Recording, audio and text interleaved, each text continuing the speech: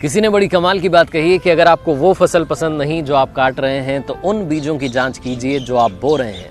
Hi guys, मैं हूं RJ Kartik. एक छोटी सी कहानी। ये कहानी है उस अमीर महिला की जो साइकेट्रिस्ट के पास जाया करती थी, डिप्रेशन के दौर से गुजर रही थी और अपनी लाइफ में हैप्पीनेस ढूंढ रही थी। कई बार सेशन 1 घंटे चलता, 2 घंटे चलता।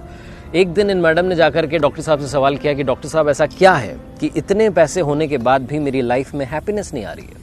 जो साइकेट्रिस्ट थे उन्होंने अपने क्लिनिक में काम करने वाली एक बूढ़ी महिला को बुलाया और कहा कि अम्मा, आज आप अपनी कहानी मैडम को सुनाइए। और मैडम से कहा कि आप ध्यान से सुनिएगा अम्मा की कहानी, क्योंकि इस कहानी के आखिरी में आपको समझ में आएगा कि हैप्पीनेस मिलेगी तो मिलेगी कहाँ। अम्मा ने झाड़ू नीचे रखा, साफ सफाई का काम करती थी, चेयर लेकर के बैठ गई और अपनी कहानी सुनाना शुरू किया। अम्मा ने बताया कि मैडम, मेरा पति शराब पी करके घर आता था, मारपीट करता था, घर में पैसे नहीं रहते थे। मेरा एक बेटा था जिसको पढ़ाने के लिए मैं जैसे तैसे पैसे इकट्ठे करती थी, काम करने जाती थी। एक दिन ज़्यादा शराब पीने की वजह से पति की मौत हो गई। 2-3 महीने तक संघर्ष चला, जैसे तैसे बेटे की नौकरी लगी।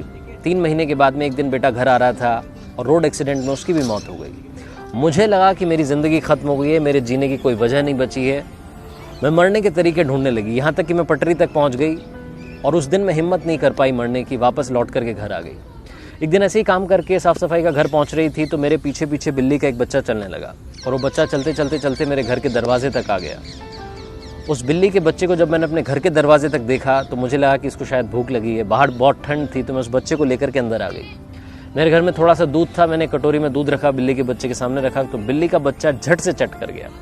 और जैसे ये सारी घटना हुई मेरे चेहरे पर हंसी आ गई, खुशी आ गई। बहुत दिनों के बाद मेरे चेहरे पर हंसी आई थी तो मुझे ये रियलाइज़ हुआ, मुझे लगा कि अगर एक बिल्ली के बच्चे की मदद करने से मुझे खुशी मिल सकती है तो इंसानों की मदद करने से, लोगों की मदद करने से कितनी खुशी मिलेगी।